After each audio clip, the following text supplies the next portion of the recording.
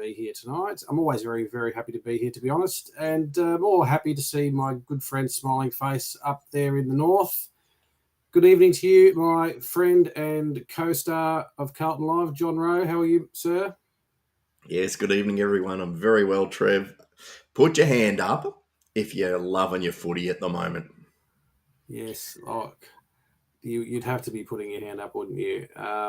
It's a completely different situation that we've ever been in my living memory, which is not too hard because my memory only goes back a couple of days.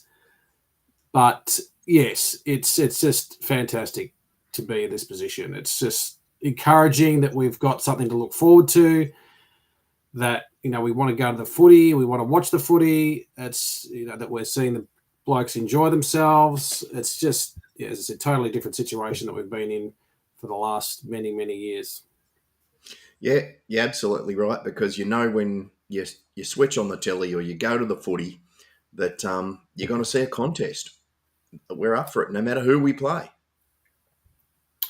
And not only that, you're hopeful that on our best footy that we will win the game. Yep. And it's and we're playing entertaining footy, and we've got superstars all over the ground performing, doing their thing. It's just on every level, it's fantastic. We're seeing. Let's say good evening to a few of our wonderful guests first before we get into the night. Carly Bumbus, g'day, Carly. How are you? We got ahead of ourselves. We got excited. Sorry, Carly. Brendan Whitford, g'day, Brendan. How are you, mate? Love your stuff and love your contribution to our fantastic show. I've got a question, and Andrew Lake could probably know this. How many shows has Brendan missed in the 23,000 years that we've been doing this? I'd say it'd be a handful. He's either got no life, or he loves our show, and we love him. He's like us. We haven't got a life. No, I'm sure he's sitting home with the kids, and that's one of his entertaining parts of his week, like us. Rob Fisher, good evening to you, my friend. Your boy Zach did all right on the weekend. We'll have a chat about him during the show. Heath Mitchell, g'day, Heath. Thanks for joining us. Debbie O'Connor, love your stuff. Are you cold yet, John? I've got jeans on today, and I'm not happy at all about it. Terrible. Simone Island, I know that name. Good evening to you, our very good friend who'll be coming over to Melbourne in a few weeks. Can't wait to catch up with you when you get over here, darling. That's going to be fantastic. Just seriously though, just keep your COVID in WA though. Just don't come here spreading it around. Okay, fair enough. I understand. Where was I?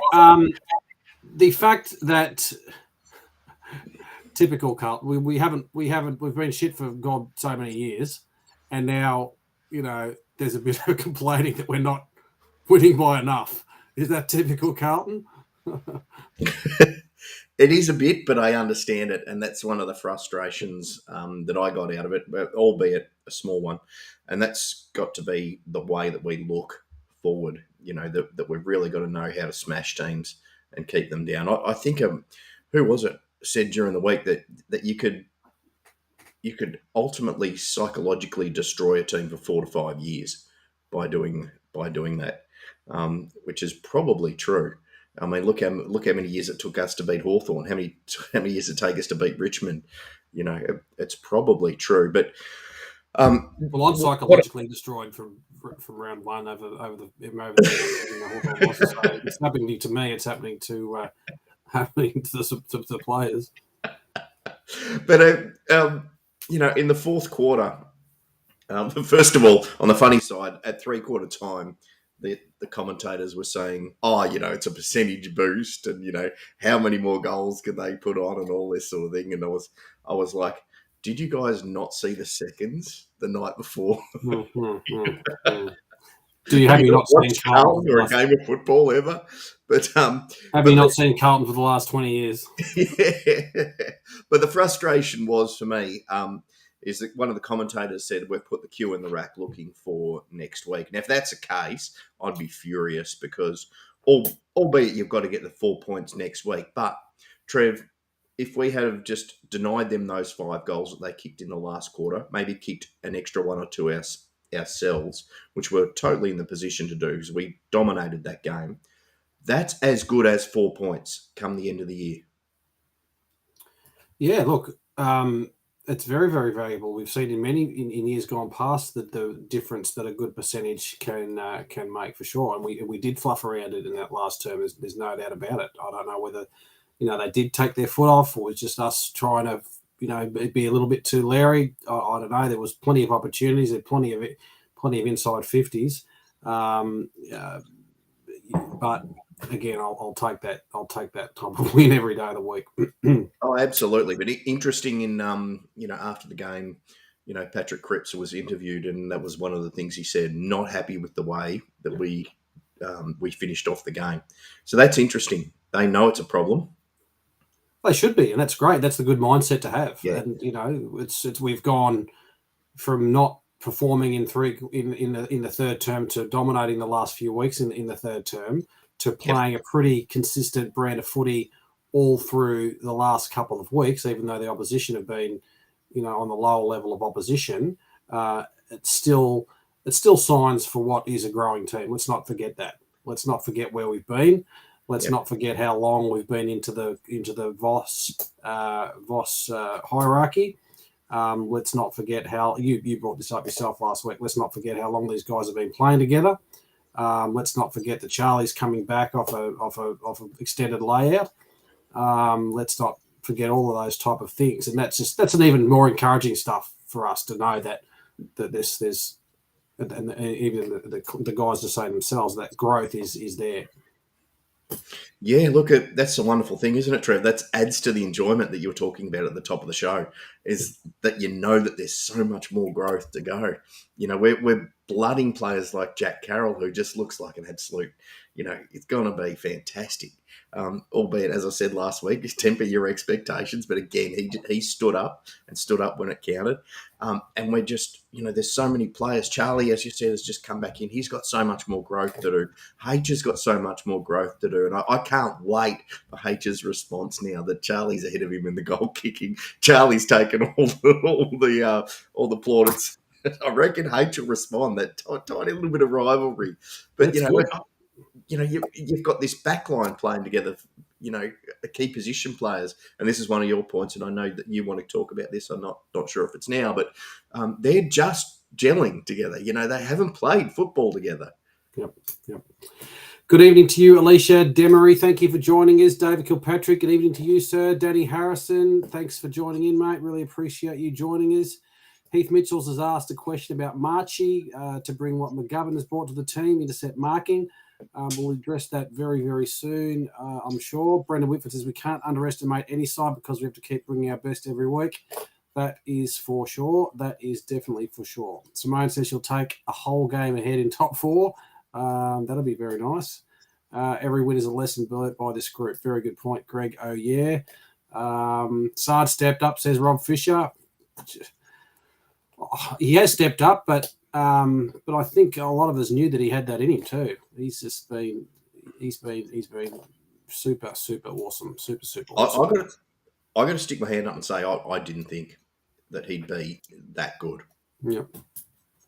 And so no defensive skills apparently, and didn't want to play.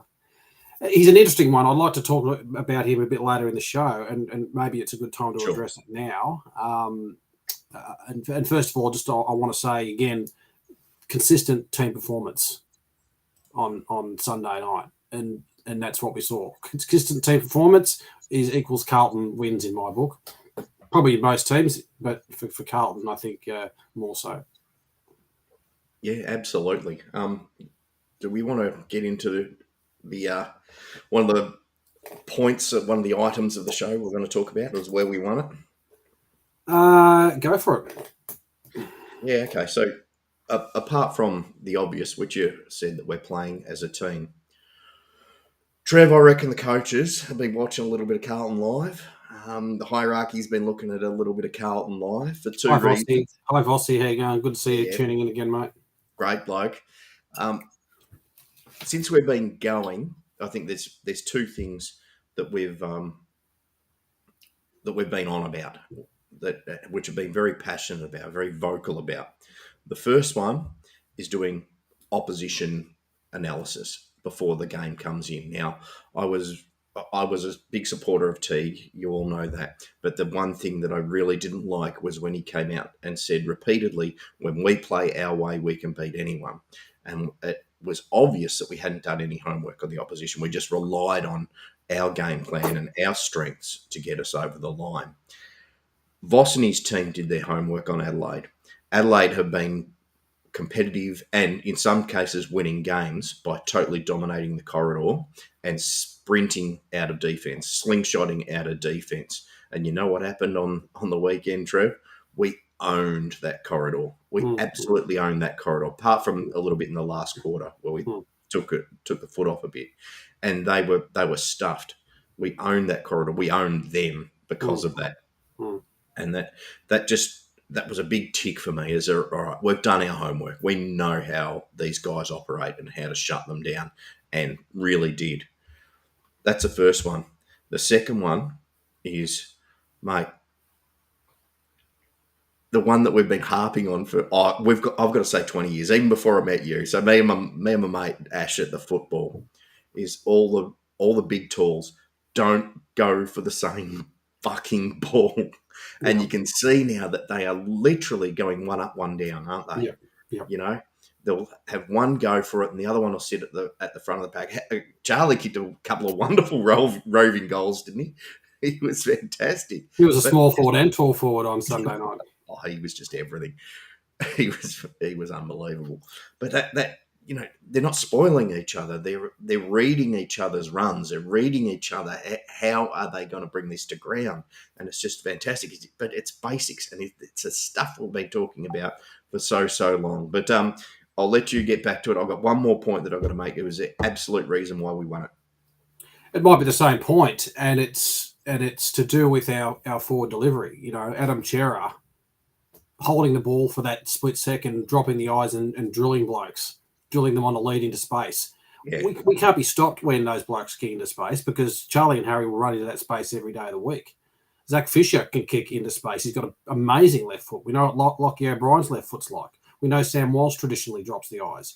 So those blokes just sitting up there on half forward wing, coming out of the centre, just dropping their eyes and kicking into that space, it's going to be very, very hard, as we've already seen, for teams to stop our blokes running into that space when they've got that kind of delivery going into them, rather than that traditional let's get up, kick and hope side of things and let team defences tear us apart. yeah, absolutely right, absolutely right. And to take that point one step further is an example, and I'll use Adam Chera here because I was in love with this bit of play. Is that the forwards were doing great work in terms of creating the space. Adam Chera's has the ball, probably halfback flank towards the wing, and then just puts a dart Mm, into the space and makes Charlie come mm, to the football mm, into mm, that space. Charlie was heading back to the goal square, and all of a sudden, there's this absolute peach there sitting for him, mm, and mm. he led back into Chera. Because of the kick, it was just I still get hairs standing up on the back of the neck. It was such a good kick. Yeah, look at it. It highlights that, and those players of his. That's what he was brought into the side for. That share was that finishing polish, and he's done more. He's done all that and more since he's come in. But to be able to do that and to hit these two guys, and you're right, exactly right. Force them to run into that space because I don't care if those kicks don't come off, 3 times out of 10. I want them to go for those kicks every day of the week because they just can't stop it. Low and flat. Fisher's got this. Fisher's game on Saturday was the best. Sunday night was the best game I'd seen for the footy club. He was so clean. He was so clever with his ball movement and hitting targets.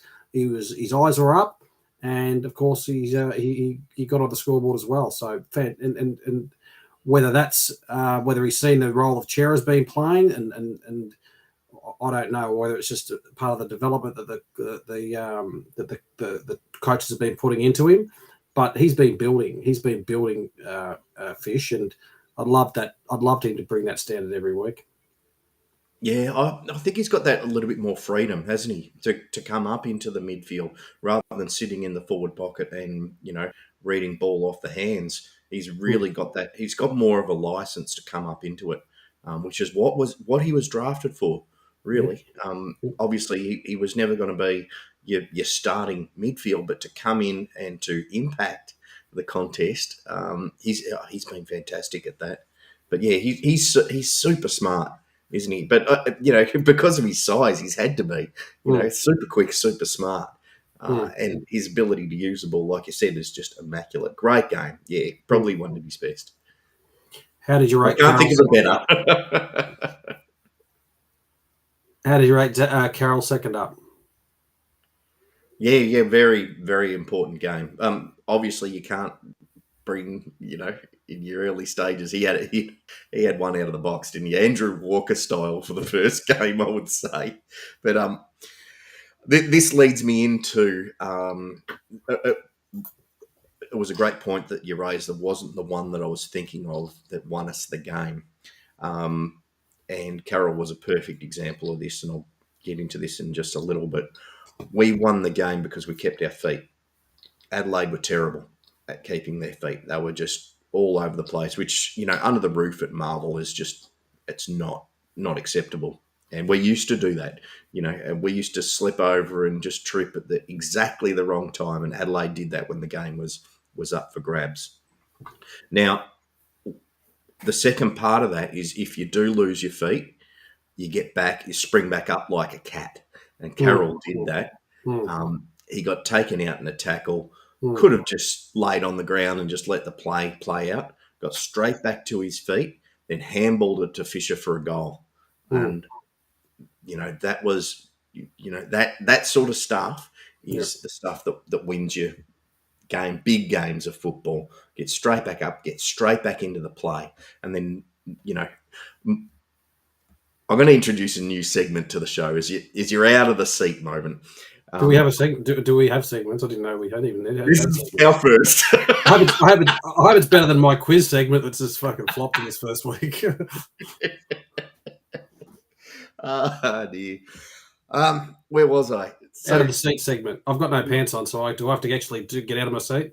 Yeah, probably not. The play that got me out of my seat and just cheering and going absolutely bananas was the handball from Cripps out to Silvani to kick that check side goal. But it goes back to the point that I just made. Silvani got poleaxed in the marking contest.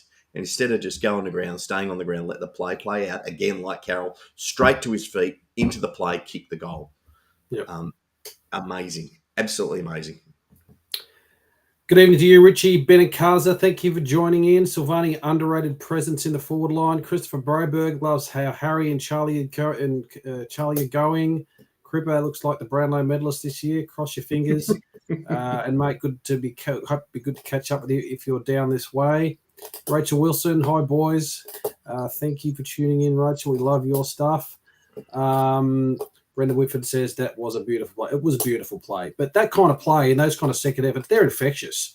That's the kind of thing that happens when you're going well. Those things become the norm rather than, when you're like the scum and standing around like scarecrows becomes the norm.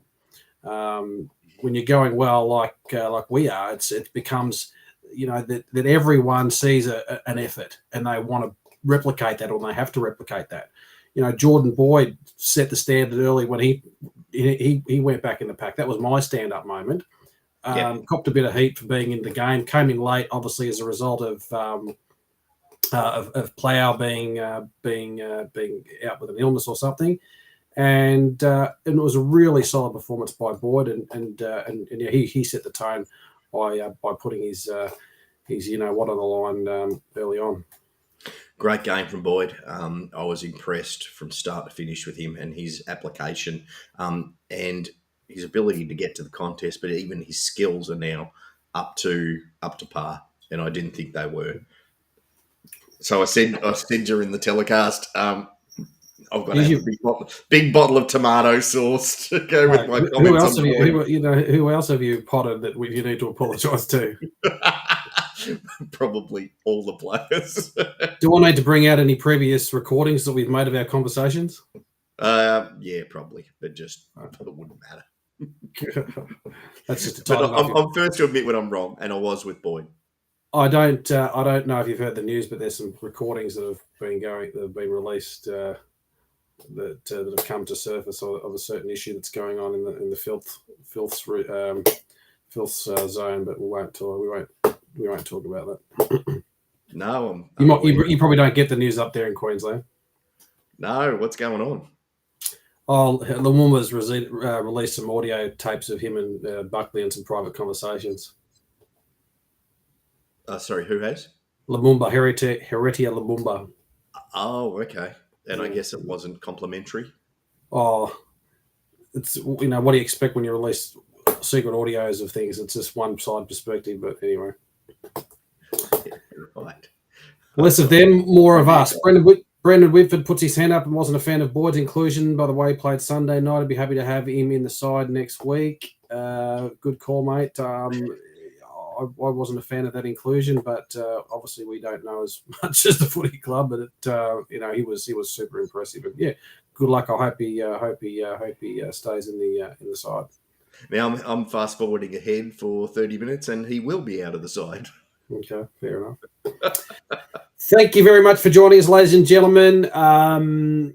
We did try and do a quiz last week. If you want to join the quiz, we've got a 10-question quiz later on in the show. If you want to play, let us know in the chat box. We'll send you a link, and you can play and win a $50 gift voucher from the Carlton Football Club shop. 10 questions. I'll take a minute, get on board, have some fun, win a prize, get off, and we can get back to our show. No, that's Rachel put Robbo on. You put him on. So we need two contestants. So if you want to get on the quiz, put your name down in the chat box, and we'll send you a link, and we'll do the quiz a bit later in the show. I'm on the bin tanks tonight. If anyone's can see what I'm drinking, that's in. I'm going out for my good friend, or our good friend, of course, of the show, Andrew Lake, who's currently holidaying in Bali, having a fantastic time. And if he's watching from Bali, thanks for tuning in, Andrew. But I hope he's sitting in a beach somewhere having some cocktails and a forehand massage or something. Yeah, mate. I wouldn't be tuning into Carlton Live, that's for sure. That's yeah, absolutely. But the bin tanks, they actually go all right, the bin tanks. You ever had any of those? Yeah, just horse's piss. But but Andrew, I do wish Andrew was kind of here though, because I wanted to ask the question, and I'll do this now with the audience. It's the last time we were 6-2. It was 1996.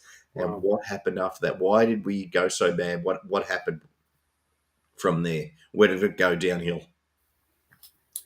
Andrew will sure fill us in about that at some other stage. I heard an interview today of Adam Chera, and probably just come out in the last few hours, but it was really interesting stuff to hear. He was talking about his time at Carlton and coming over from Freo and the environment and things like that, and really, really pleasing to hear that the group connection is very, very strong, and that his inclusion into the group has been strong, which is one of the things that he mentioned, and I've mentioned this many times in previous years that I believe there's been a significant disconnect amongst our group for whatever reason, but clearly. The way they're playing for each other, the way they're engaging with each other, the way they're supporting and backing up each other, the way they're in tune with each other, that connection is clearly there. So it's obviously doing some significant work off field to bring this group together, and you need that if you're gonna play footy together the way they're playing it. Yeah, absolutely. But if for those who are old enough, you would remember. Brisbane Lions back in the early 2000s, and they just seemed to be completely cohesive and just, complete mates, and were just playing for each other, didn't they? Albeit they were, bundled with superstars across every line, but they just looked like that, they were so tight-knit. Premiership hangover, according to Robbie. He's probably right. We're talking about, it was really Dad's Army in '95, wasn't it? They just sort of were there, and they probably realised that was going to be their last hurrah, and maybe no more brown paper bags coming their way. But might have been that. Danny says, totally agree, Trev. There's a first. Someone agreeing with me. They have looked connected since the practice matches. It's taken, how long have we been doing this? 5, 6, 7 years? First time. Danny's just won himself a gift voucher. He doesn't need to come on the show to win the quiz. Danny's not your other account, is it, mate? Or your It mum? could be my other account. Ghosting. Darren, I get accused of having another Twitter account a couple of times, but no, I couldn't. I can barely keep one active, but that's another story. Darren Melton, good day, Darren. Evening, Trevor, John, tuned in. What have I missed? Hope you have a great days and up the baggers. Thank you for tuning in. We are in the 4. That can't be understated, really, can it? Being in the 4. Yeah, in the 4, 6 and 2, only team to have beaten Melbourne this year. Yeah, we'll take that. We'll take that. And like you said earlier, it's not necessarily the 4, even though it is the 6 and 2. They're in the 4. It's the way we're playing. It's the early days of where we're playing. You know, some people say we haven't beaten anyone. You know, go F yourself to those people. We're playing some really good footy. We'll take this any day of the week. And, you know, at the moment we've got the future in our sights. The last 10 years, you know, our season's pretty much been over round 3. Yeah. And what enjoyment do you get out of watching? 4. Yeah, pretty much round 1. What enjoyment do you get at watching your team necessarily when you think they've got some hope, and you know that they're probably not going to get there? It's just not as enjoyable season in looking at your footy team when you've got not a lot of hope. Yeah, but it's also, we're not like 1996 in terms of, it's not the dad's army, as to your point earlier on the show. There's so much growth to come. There's so many young players still to learn so much. Even Charlie himself, like I said, there's still so much growth to go. And that was interesting that Cripps mentioned that as well during his interview. I got a lot from that interview. It was one of the best interviews I've seen post-game, is that they always thought that their best football was going to be played in the second half of the year. Shit. Strap yourselves in. Far out. Strap yourselves in. Brendan Scott says, did Diesel get suspended 96 umpire touch? I think that was earlier. I think that was 94. No, was it? No, 97, yeah. I think that was. 97, I think it might have been. Don't know. I'm not the historian. No, 97. Good to see you survive Mother's Day too, Trev. The missus put the pistol away then. An interesting story on Mother's Day. I gave the kids, I made the kids play with the next door neighbours who had colds. So they got colds. We couldn't go anywhere. So I managed to at least stay home and watch the footy. But they're recovering okay. It's not like it was COVID or anything. See, I did the smart thing and took everyone out for a very, very, very ridiculously early breakfast. So it comes to afternoon, everyone's stuffed and on the couch. Good thinking. I hope all the mothers that are watching the show had a lovely day on Mother's Day. And if you're a Carlton mother, I hope you watched the game and that was part of your enjoyable day on Sunday. Give us your best players, Johnny, and would love to hear from you out there who you thought was the top 5 best players. Shit, I hadn't thought of it, and that's bloody tough. Because, like you said, the top of the show was a team effort. Look, Cripps is, having a wonderful year. Everyone talks about him, so that's the last I'm going to say about him for my top 3. I reckon I'm going to put Jack Silvani in at number 1. 3 votes, because he's never going to win a Brownlow, probably never win a best and fairest, but he'll be one of the key reasons why that team gets a premiership medallion. He's just fantastic.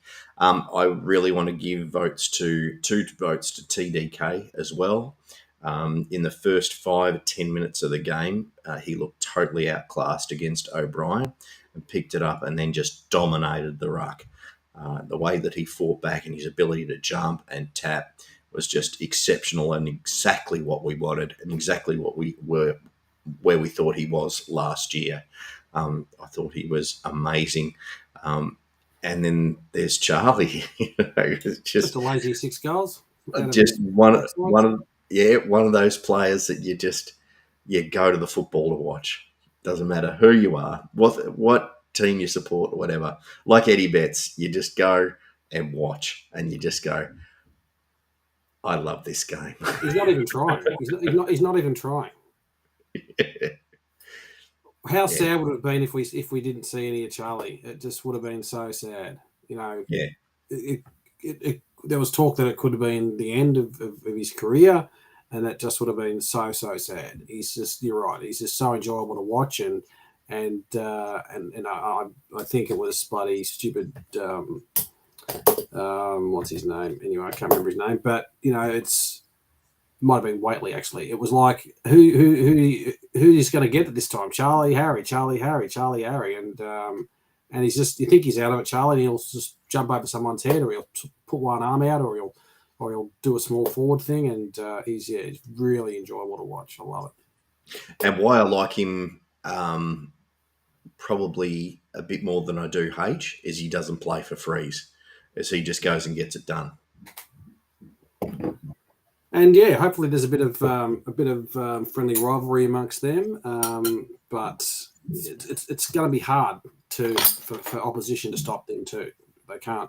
There's some sides that have got some good key defenders, but two key good defenders on our two key forwards. They're going to struggle against against Carey and Charlie a lot of the time. Particularly when you've got a midfield who's lowering their eyes and drawing them to the football. It's amazing stuff. Brendan Whitford went to the RSL for tea Mother's Day. Him and his dad had his members hoodie on. Made sure Mum got us a table near the TV. Win-win, good stuff. And that is a definite win-win for sure. So I want to pose something, and this is a hypothetical. So I'll put this to you and the audience before I just have a quick break. Do you think Charlie has become a better footballer by being out of the game so long, by having to work back, by having to put the ego aside and to work your ass off and to realise what you've got, what you've got ahead of you, with it, the opportunity that you've got, how hard you're going to have to work, how serious that you have to take this. Go. Well, that's an interesting question as you depart with your pants on. Thank goodness for that.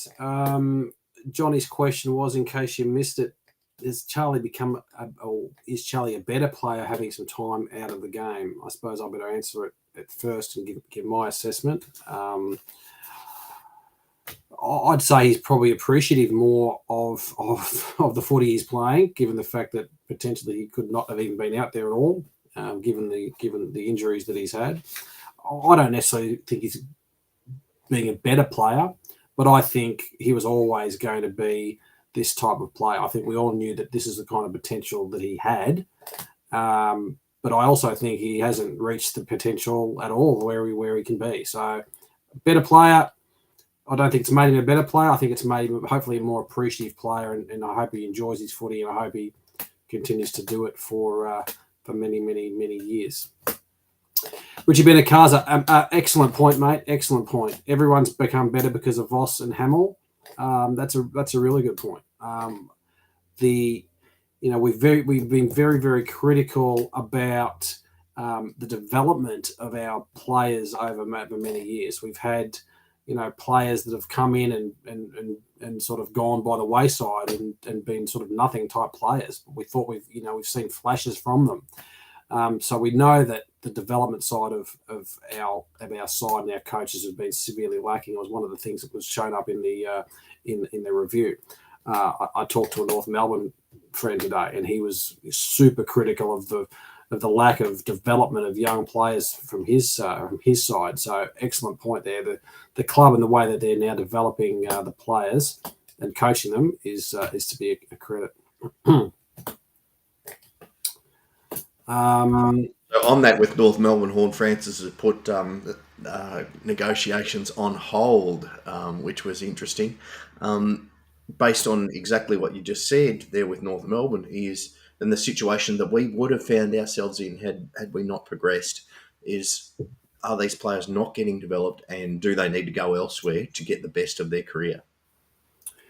I haven't got the names that are coming to hand right this second, but if you put some thought into it over the last 6, 7, 8, 9, 10 years, there's players that we've brought in that are, some would argue, may not have been picked, shouldn't have been picked up at all.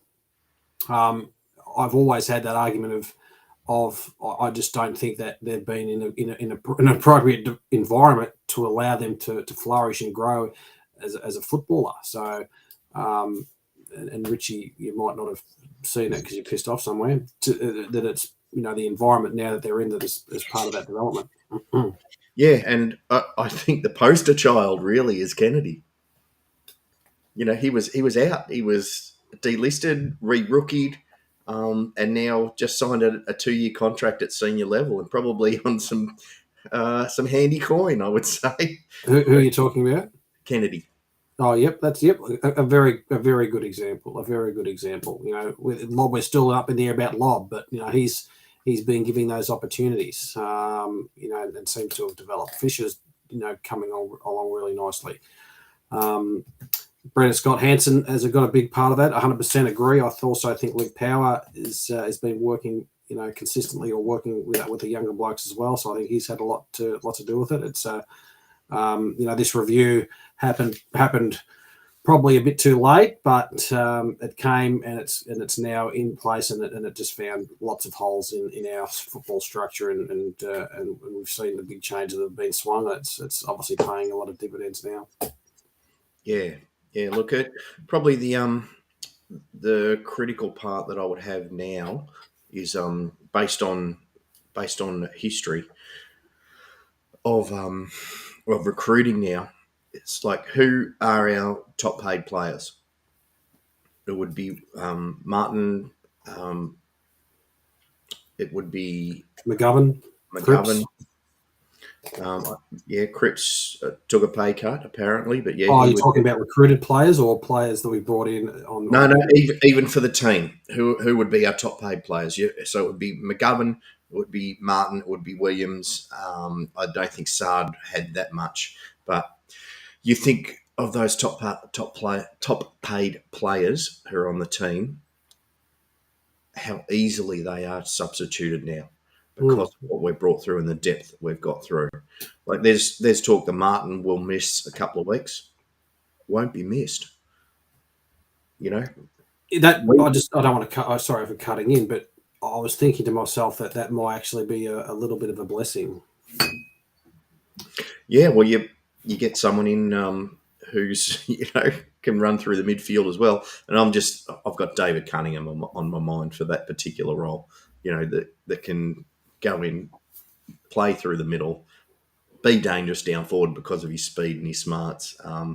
There was a beautiful photo of a what is it, the Carlton magazine in 2015, and it was, the front cover was, all right, the future, and there was J Sauce, Charlie, Harry, Wiedering, and Cunningham, and I don't think Cunningham's done by any stretch of the imagination in all of this. I think someone mentioned today, Cunningham, and I don't know where Cunners is at. I think he's due potentially in the back half of the year to start playing. Another player that was that we're very happy to see back in action, even though it was the twos, was Caleb Marchbank. Surprised me that he was actually playing last week. I think they still said that he was sort of in the final stages, but put him in, and he just did what Caleb Marchbank did. He's an X factor. He's one of those players that we know at his best is in our best 22, and is just one of those players that's sitting there and is to our advantage if we need him. Great to see him back. First of all, we know he's poor buggers how injury prone he's been. 25, I think he still is. So still got a lot of footy in him, but great game first up. He's got future in our team if he can get his injuries out of the way. Did you watch it too? I did. Yeah. Uh, for those who didn't watch the twos, and for Melbourneites or anyone who knows anything about Frankston, how cold and windy and rainy it was on that night, it was bloody terrible. Um, Marchbank was just silk, just absolute silk. And I mentioned at the top of the show, Boyd was fantastic, and he'll go out of the team because I think Marchbank, based on that, if he ticks the boxes, he'll be up for selection for the seniors this week because Boyd fantastic, but then you've got pure silk to come in to replace him. And it's harsh, it's shit, but that's what the way I see it.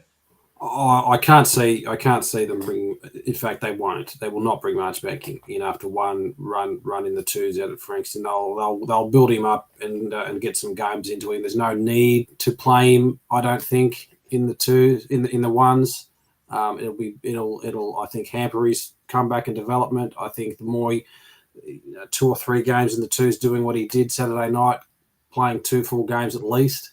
I don't think he played a full game Saturday night, but 3/4. There's no way that they'll bring him back, and I think it would be a disservice to him if they did.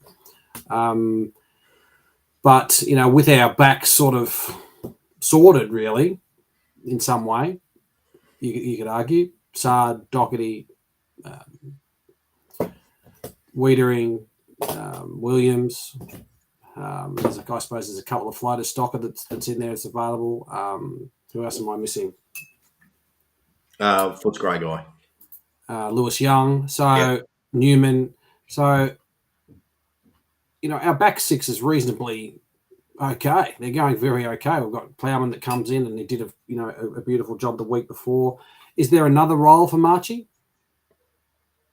Nah. Oh, look, you and I have been saying him and Williamson should be on wings. But Marchie to play that intercept defender with Young and Wiedering for me, and that will be almost unstoppable. Yep. If he's fit, I do agree with you. If he doesn't tick all the boxes to be able to play senior football, then no. If he does, he's straight in. Yeah, you're right. I think halfback is his spot. That intercept, we know we can do that. Lewis Young, you know what? I had him in my votes on the weekend. Absolute, fair enough too. Absolute amazing recruit for us this year. It's like Liam Jones, who really at the end of the world. I thought it was the end of the world when Liam Jones, decided not to get jabbed. But Lewis Young is just, and then he's obviously had to step up because of McGovern again. So he's just taken that opportunity with both hands, and he's killing it. He's absolutely killing it. And you've got a 10, 12-year player. Should he be fit and should he be right? But you know who he reminds me of, and I'm going to go back a bit here for those who actually remember, is a guy called Michael Jamison. When he first came to the club, he was a rookie selection, and he was, when he started, he was a little bit gangly, a little bit unsure of himself, and then got a couple of games into him, and he just became a rock and just the coolest head in defence that you could possibly imagine. And I can see that Lewis Young is going to get into that role. Great comparison. Yeah. No, great comparison. That's really good. I 100% agree with that. He's just exactly what the doctor ordered, and they recruited him with not knowing that Liam Jones was going to, that situation was going to arise. But they addressed that hole we potentially had in our list if something was to happen in that respect. McGovern is just simply bad luck. Is he going to come back? We don't even know. But at the moment, Lewis Young is doing he's doing some really good stuff. It was. Sorry. Would you release if Marchie comes back? We know what Sard's been doing on that half bank with his excellent defending and goal saving stuff he's been doing. Is that an opportunity to bring Sardi up on the wing if Marchie comes back, or they just sort of not playing that same role? Yeah, I think so. Yeah, he could be extremely damaging, couldn't he, as an outside player? Yeah, I like the thought of that. But just going back to Young as well, it was a monumental pickup. It was fantastic, but he was brought in to take over from Jones 2-3 years down the track, or if injured, type of thing, and he wasn't brought in to say, right, you're a day one player, and he has been, and he's just absolutely grown. It's exponential growth, not linear growth with this kid. Well, we've got another bloke called McDonald that's there. He's obviously injured too at the moment. But, at the moment you have Boyd in front of McDonald. And we know that McDonald's had some really good stuff. He had a really good preseason, a lot of good preseason games. It's, we've said it a few times this year, our list, in terms of our list profile, it's really, really solid across the board. Yep. So I think you bring McDonald in when you're up against two gorillas like Richmond. I think you'd do that then, but otherwise, you probably still keep going the Young route. Yep. Good point, Julian Rose. Can anyone remember the last time we recruited as well as we have this year? If you take into account Sard, who wasn't this year, but talking about Young and Chera and Hewitt, those players they've just been icing on the cake, haven't they? So that's a really good question. I can't remember some excellent some pickups in that vein in one in terms of one recruitment drive as a pre-season. But also you've got last year mid-season, pardon me, which people laughed at, as we got in Boyd and we got in Murkov. Mm-hmm. Boyd's playing great football, and Murkov is, he's again another one of those players with exponential growth. Yep. And ready to knock down the door and say, hey, hello, Pitnet's not playing. I can do a bit of ruck. Murkov could play if you needed him. He could play. Yeah. He don't know what he would bring, but he could play. He could play. Yeah. Yep.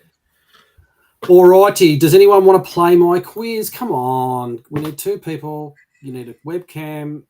Come on board. We'll give you the link if you want to put in the chat. Say, look, yes, Trevor, I want to play the quiz. That's all. I've got to put the link in, don't I? No, well, you can put the link in. Someone might click it, or people can just say they want to click, they want to play. But so please play my quiz. It's some really good questions. It's a bit of fun. You'll get your head on television in our show that's wide, reaches all around the world. We've got some viewers in New Zealand and Singapore and Japan and US. We've got some viewers overseas in Tassie. So we've got viewers all over the place. So you can get your head on and play. Julian, you can come on. I'd love to see you live from Japan. Yep. Richie, come on, mate. Get on board. Come play the quiz. Who else wants to play the quiz? Greg, you can play the quiz. We'll let you play. Brandon Whitford, come on, mate. You can play the quiz. Get on board. Play the quiz with us. If worse comes to worse, I'll just put you up against JR, because that'll be an easy win. Oh, Jesus. That's like shooting fish in a barrel. Well, he's a bit senile, Johnny, but the sunshine's probably got to his head, so he'll be a good challenge anyway. How do you get in, Anthony Walsh? Anthony wants to play. Anthony, you played already. What are you talking about? You can't play again. You lost last week. You lost the first week. You can't. That's cheating. You can't play. Would love you to play, but you can't play. Sorry, buddy. We might relax the rules in a few weeks for lucky losers. We'll see how we go. Rob's going to play. We've got one contestant. All right, we've got one contestant. Greg is playing too. All right, that's good news. John will put the link in the chat box. So, Rachel, if Rob wants to play, just plan to click that link. And Greg, you know how to get on, because you love getting on the show and getting a bit of light, the limelight. In fairness to Anthony, he probably would have won the first week, but he just didn't understand the whole name calling and putting your hand up for the answer. So, I reckon give him another go. Well, we'll give him another go, but maybe after a few more weeks. But Anthony's also going to help us with some questions too, because he's very, very, very, very knowledgeable on all stuff Carlton. So he's going to help us out with some questions as well.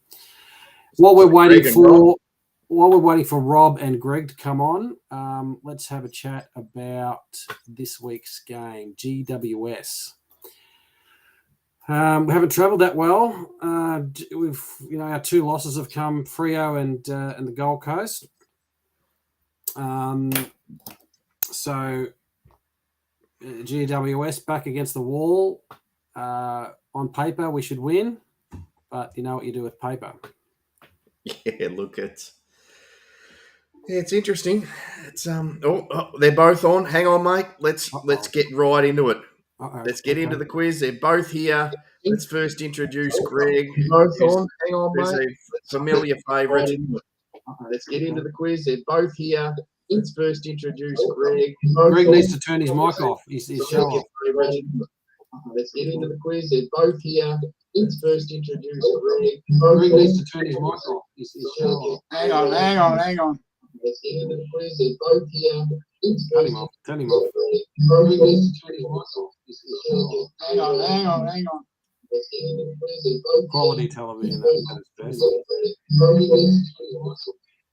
How's that? That's better. I just turned you off. That's why. Number one rule. Okay. Here we go. Love the new Carlton hat, mate. Is that the black one? That's the stealth one. Yes, we're coming from behind. Yeah. I've got to pick that up next time. Happy 6 and 2. Yeah, happy 6 and 2. All right, now bringing in Rob into the stream. Hello. G'day, Rob. Good to see you. Hello. Good to see you. G'day, mate. Thanks for joining us. No. Super. Problem. Hey, Rachel, get your buffet off, Rachel. This is not your show. This is not about you. Almost impossible there. All right. So, Greg, we know all about you, Greg. Rob, maybe quickly introduce yourself. Give us your Carlton story. You've been hopefully a lifelong member, mate. Long time supporter. Long-time supporter, yep, since the late 80s, mid to late 80s, and, yeah, seen the good times and the bad times. Hopefully the good times are, just around the corner. What's a standout moment in your Carlton journey? This season, where do I start? Just overall gelling together. Yep. Yeah. Just, yep.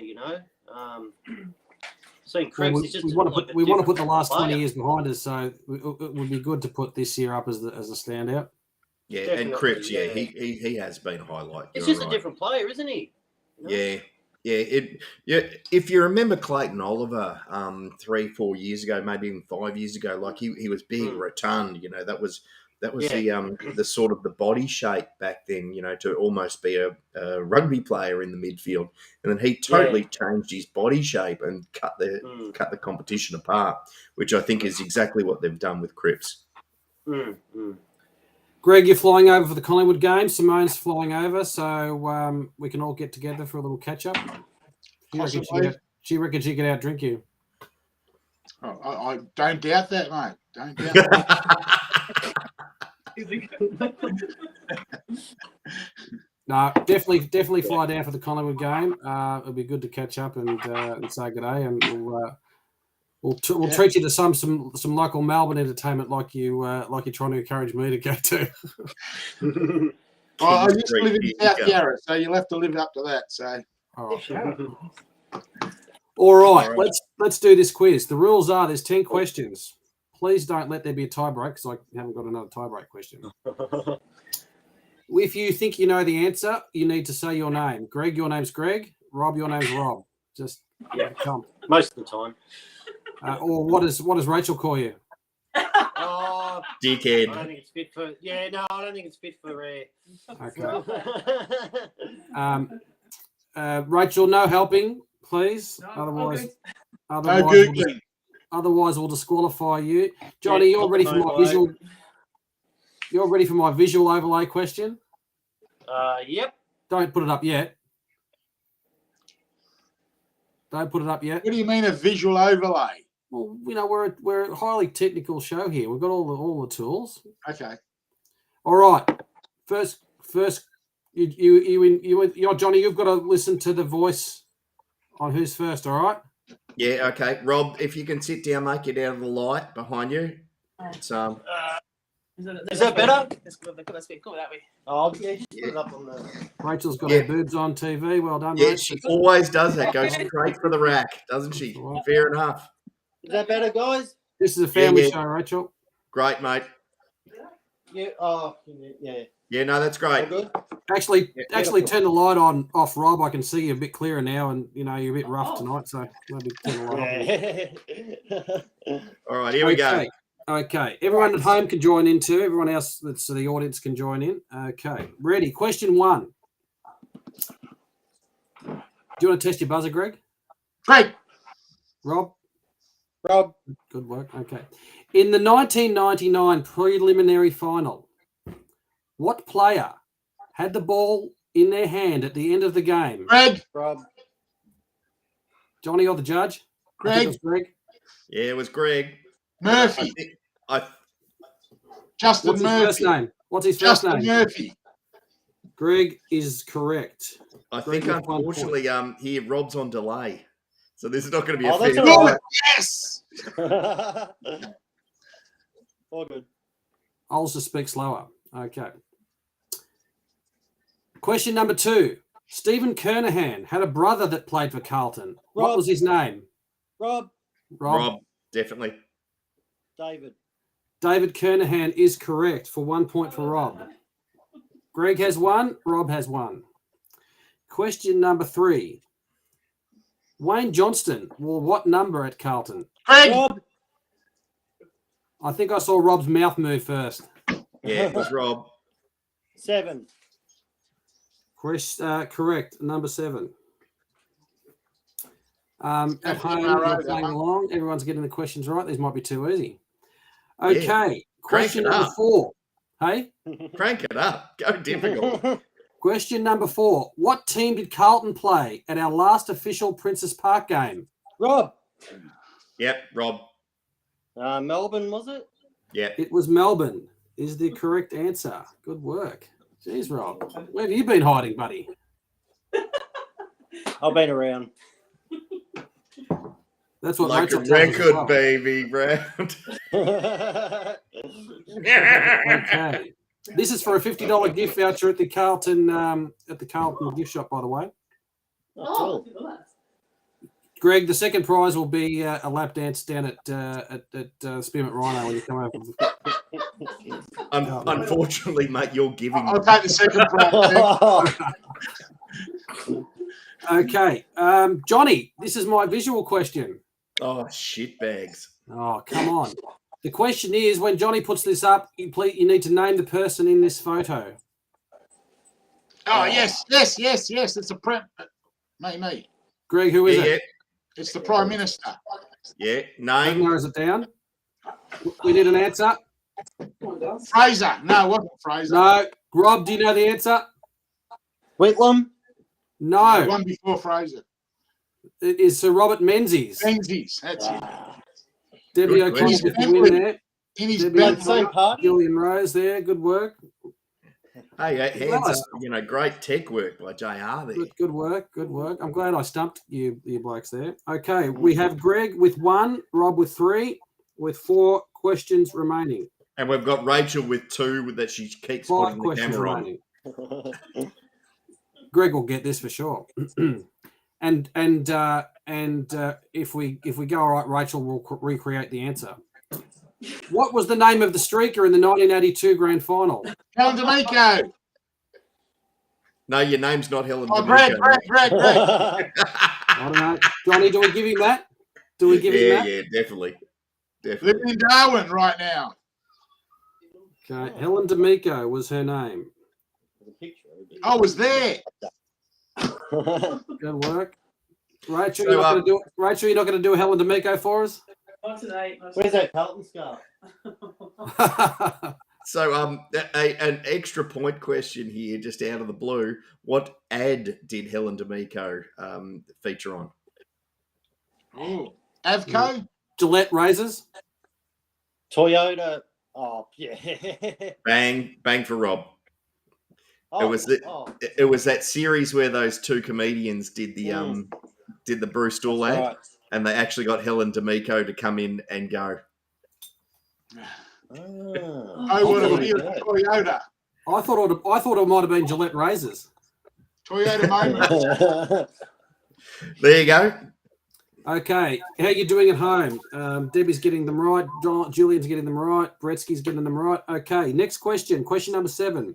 Matt Owies played what US college sport? Greg, Rob, Greg. basketball. Basketball is correct. 3-all. That was Please a don't good let that one. be a tiebreaker. For whom? Oh, For which Oh. college? The American one. Come on, I'll give it a shot. okay. No idea. Who cares? He plays football. All right. Question 8. Which former player presented George Hewitt with his jumper? Come on, The same reactions. Greg, Greg? Ryan Houlihan, 33. No. He beats number. Tick, You know what? tick, tick, Rob, tick. Chris Judd. Rob. Chris Judd. No, the answer is Adrian Gleason, the Bear. Oh, that's a blast from the Blood nut. Okay, here we go. No one got that right. That's obviously a latest question of this year, so I'm surprised about that. Julian Rose is in Hawaii. Happy days. No, that's who Oh, he played. that's who football. Owies played for. Hawaii. Okay. Question 9. 3-all. If it's a tie, then none of you get the prize. That's good. I'll get it myself. I want the second prize anyway. Who was Carlton president immediately preceding John Elliott? Oh, he was really bad too. Proceeding. Oh, would it be now? Who Who was that? Isn't it? Before? No Googling, please, Proceeding. right? You're smart. I don't know that one. Proceeding. I reckon a one-termer as well. Smorgan is wrong, says Brendan Whitford. Ian Rob. Collins is wrong, says Peter Pass. Bartos. Pass. Nah. Debbie O'Connor says Harris. That's wrong. The answer is Ian Rice. Who? Good question. Thank you. Thank you. Thank you very much. So we've got a tiebreaker. No, we haven't. There's one more question. 3-all. Oh, no. This will be, someone's going to get this wrong or right. So that's going to be good. In 2015, who was drafted higher, Charlie or Harry? Charlie, Greg. Greg. The answer, I'm sorry, Greg, is wrong. I wanted second place. All right. Rob, do you know the answer? Who was drafted higher, Harry or Charlie? Well, he said Harry, didn't he? I said Charlie. Charlie. Well, Harry. Correct. The answer is Harry, and Rob wins by 1. Hey! Thanks, guys. Yeah, Good work, great buddy. stuff, guys. I like Greg. I have to come for that lap dance now. It's the lap dance is going to be from Hella D'Amico. Nice. Thank you, gentlemen, for joining us. Piss him off now, Johnny. Not a problem. Thank you. Congratulations. Send us your email address, and we'll sort you out with that prize. Well done, Rob. Thank you so much. Thanks, Greg. Good Nice guys. to meet you. All right, mate. Good chatting Thanks, to you guys. guys. Thank you. All the best for the rest of the season. Let's do it. Finally. That was a ripper too. Geez, the questions are easy until you got to that president. That was brilliant. Well, I've got to try and mix it up a little bit. We can't just have all these easy ones. I'm surprised they got a couple of those. Some of those are a bit hard. Bob Menzies, I thought they would have maybe not got, so they didn't get that one. David Kernahan, a lot of people don't remember David. Yeah, fair enough. Maybe I am better at this than I thought. You would have gone all right. Oh, David was easy, yeah. Okay. So, yeah, thanks for joining in on the sidelines there. Most people got a lot of those right. So, yeah, we'll have it next week. We need some people on next week. We'll see how we go if it gets up again. All right, Johnny, the night is getting ahead of us. Let's talk about this weekend. And we also want to hear from you out there. Your thoughts this weekend might be wet up in Sydney. GWS 3 goals on the weekend, backs against the wall. I'm reliably informed that their coach was one loss away, well, if he'd lost not for the Geelong game, I don't know if they play that, he was out the door. In fact, I'm pretty sure he's out the door at the moment. I'm also reliably informed he's lost a lot of the players. Good time possibly to play them if that's the case. But, yeah, like someone said earlier, shouldn't take any team lightly. What are you expecting from this game? Oh, it's the team to start with. I mean, they've had to pay overs for probably some players that weren't that grouse, and they haven't performed, and they're stuck with these massive contracts, which is going to, it's going to hamper them for the next 5-6 years. I don't think they're that great. They got to one grand final and got absolutely shat on. As a club, I think they're nowhere. I think we should do it pretty easy. Yeah, I think we should have them covered in our forward line. That's Charlie and Harry up there. I don't know if they've got the players to go with them. Their midfield haven't been performing the way they should be. Josh Kelly's underdone. Caniglio's sort of not playing really in the midfield, more of a half forward role. So Ward, is probably past his best. Whitfield's probably one of their better players. You think we'd have them covered in the midfield? Whitfield's been soft, actually. Their best player at the moment is Green. Yeah, and he's going to be a challenge. There's no doubt about that. But I think I don't know who goes to Green. That's an interesting question. Who do we put on them? On Toby Green? Yeah. But it's a real indictment of that footy club. Lockie Whitfield was meant to be the best player that's ever happened. Yeah. Josh Kelly grew into that role, and my mate Ash, who's a very astute student of the game, said Josh Kelly in the early days he was as good as Judd, and he's he sort of peaked for a little bit, and then he's just really really tapered off.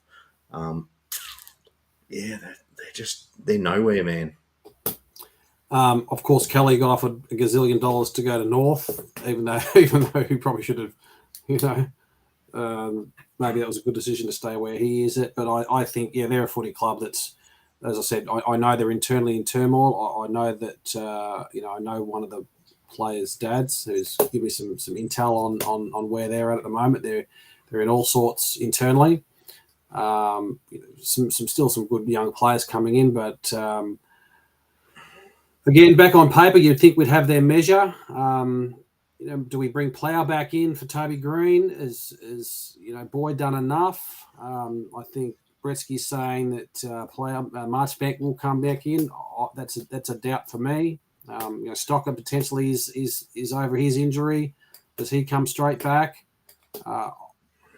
Can you make too many changes after that win? Yeah, that's an interesting question in itself, because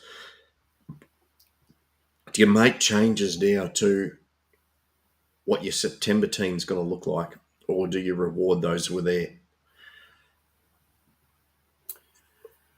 Yeah. If you're talking about selection integrity, you play unless there's a reason why you're doing a matchup or you've got your tools, like you said, with Richmond, you've got to play players who perform. I think that's got to be the basis of that. If it's unfortunate that Plough went out injured, we know he's got a good record on Green. If he went out sort of illness and Boyd's come in and done his role, if you're talking about a superstar coming in, then you probably keep him in there. I think they probably will bring Plough back for Boyd. Boyd will still have opportunities, I think, but they probably will bring back Plough. Martin's coming out. Do we bring Mop in for his first run? Maybe nice to see him at it. I don't think he was super on the weekend in the twos. Dow again is probably our twos best player. Maybe he's in for Martin. Yeah, I think my personal thought is you bring Hewitt in that Martin. I think he's still injured. I don't think he's going to get up. I think there's. Oh really? I thought it was a week away. Well, we all know the Carlton injury reports. There is talk that it's worse than we would have thought. But then again, who knows? But you would have to bring Hewitt back in if that's the case, because he's one of our best players this year. Yeah. And I haven't seen any injury reports. Hewitt's a test, says Greg.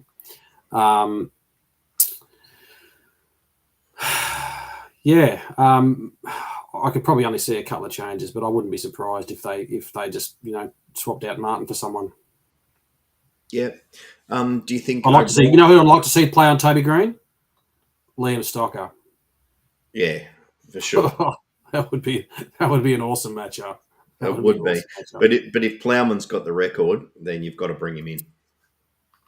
Again, yeah, you've got to bring him in. And look, Sard will have a crack at him if things don't go our way. We know we've got a team defence down there. I think he's one of those players you can't probably stop from kicking a few goals. I don't think he's going to be the difference between them winning and losing. It's the same old. Carlton turn up and play our brand we've been playing. We beat them, and we should beat them. I think we should beat them pretty soundly. Yeah, I think you're right. They just don't have the avenues to goal, do they? Yeah. Bretsky's made a couple of comments here that I'd like to bring up and have for discussion. He said, talking about Owies and Durden's contribution to the scoreline in recent weeks, it's got to be a bit concerning that they haven't hit the scoreboard. It's concerning for my multi last week that they didn't score, unfortunately. And also concerning that Jack Martin missed that first goal, incidentally, too. It cost me a couple of bucks. But Owies leading the comp in forward 50 tackles is a good stat. I don't think they're getting behind the ball enough. I don't think they're getting behind the pack when the ball's delivered in the forward line. If they're putting pressure on and the big boys are kicking the goals, is that enough? I'm going to answer this with Cripps's post-match interview, that he particularly pointed out those guys without naming them, saying that our small forwards who don't get any plaudits are putting the blocks on, are getting into the right position to allow Charlie and H to do their job. Mm-hmm. If that is the case, then there are absolute certainties to play the next game.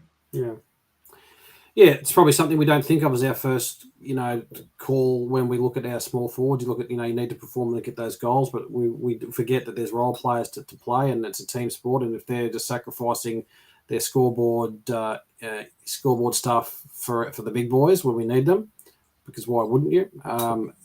Then again, if they're playing their roles and they're putting the pressure on, doing the blocks, doing the tackles, what we need. It doesn't matter who kicks the goals. Let's be honest. It shouldn't matter who's kicking the goals, and it shouldn't be the measure of hope.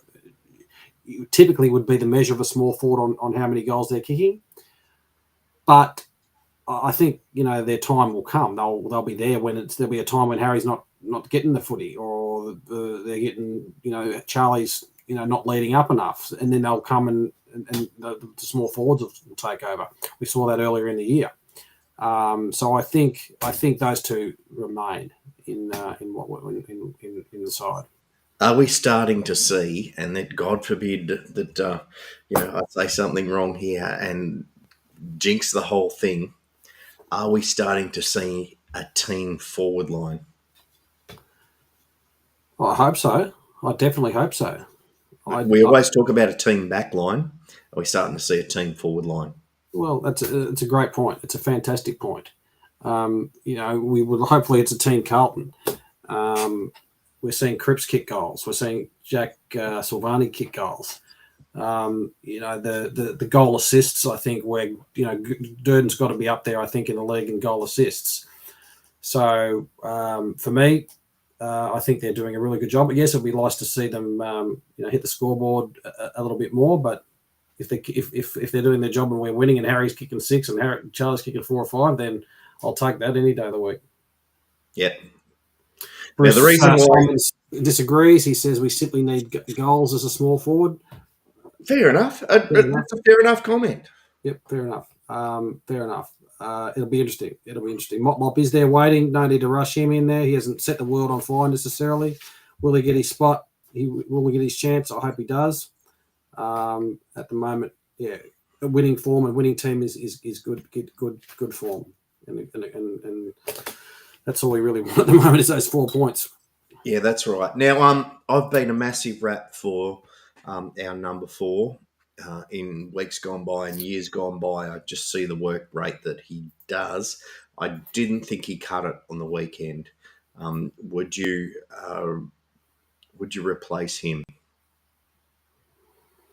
Cottrell came in and played about a quarter or whatever he played, or half a game, and did really well. Dow's been sitting there as an emergency. I wouldn't be surprised if they gave Dow a shot at some point over O'Brien. I wouldn't be surprised. Yeah, look, question mark. Obviously, like I said, I'm a big fan. I just didn't see it. I just saw that there was a couple of moments where it was just could have gone either way type of stuff. Let's get back to Cottrell. Another great point that you raised.